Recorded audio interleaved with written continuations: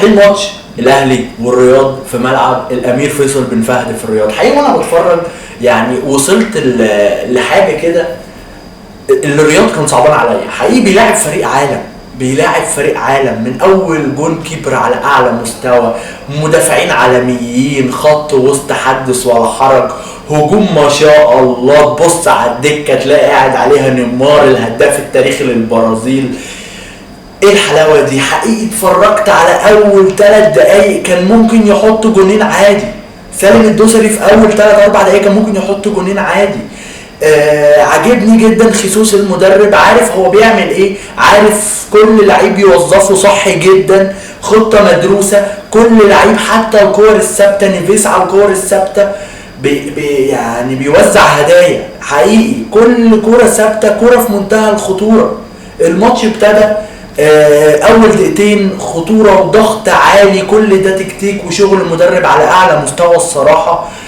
ضغط عالي، كورتين في اول 3 دقايق، سالم الدوسري مستريح كان ممكن يجيب جونين في اول 3 دقايق. بنشوف بعد كده متروفيتش اون فاير، هرجع واقولها تاني، متروفيتش لو كان بيلعب بالاداء ده من وهو في فولهام كان كسر الدنيا، كان راح مانشستر يونايتد قبل الترانسفير ماركت باسبوع كانت بتدور على مهاجم حاجه برضه.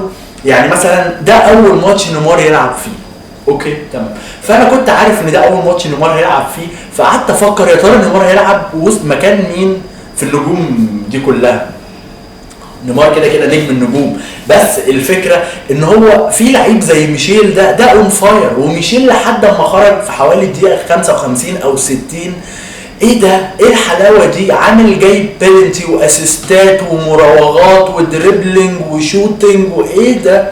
5 نجوم يا ابني يعني حقيقي. بس انت لازم تعمل كده، لازم تخرجه عشان مش هتنزل اي لعيب، انت هتنزل نيمار الهداف التاريخي بتاع البرازيل. ايه الماتش بيمشي 1-0 لمتروفيتش، بيعمل كل حاجه. متروفيتش كان ممكن يخرج بالمستريح بهاتريك برضه الماتش ده، والله ما ببالغ، بس هو متروفيتش ضيع كتير جدا. نيفيز بيوزع هدايا، ما بيوزعش كرات عرضيه.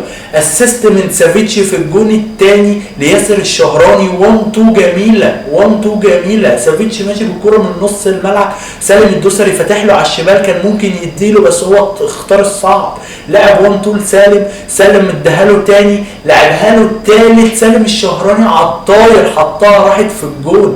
حقيقي زي ما المذيع بيقول اينما وجد الهلال وجدت المتعه مضمونه، ما فيهاش كلام بجد. بونو هتقولي هتتكلم على بونو في ماتش خلصان 6-1، هتكلم على بونو في الكرات القليله اللي الرياض راح بيها على الجون طلعها.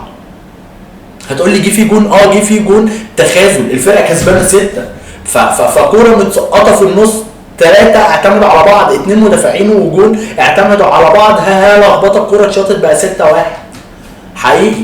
بس بونو طلع كرات صعبه، طلع كورتين صعبين. كوليبالي بينقض على الكوره، ما بيلعبش دفاع، كوليبالي بيطلع ينقض على الكوره ويقطعها ويرقص وبيعدي، وساعات بيقع يا اما ياخد فاول يا اما الحكم يقول لك ما فيهاش اي حاجه. بس فعلا فرقه تقيله قوي، الهلال بقى يخوف. لسه كمان نيمار نزل قلب الدنيا، جاب بيلنتي، عمل اسيست، مالكوم اون فاير، مالكوم الشوط الاول مضيع مثلا بتاع جونين، حط جون باسيست من نيمار اول ماتش 3 اسيستات وبيلنتي، جاب بيلنتي، كان ممكن يحط الجون بس سالم الدوسري هو اللي عمل التكمله ودخل. سالم الدوسري جونين، عاجبني جدا سالم الدوسري كابيتانو وسط الناس دي كلها، لا سالم موجود، سالم خطر، سالم لمسته حلوه، سالم بيهدف، عاجبني جدا. عاجبني الشهراني باك شمال زي ما الكتاب قال الصراحه.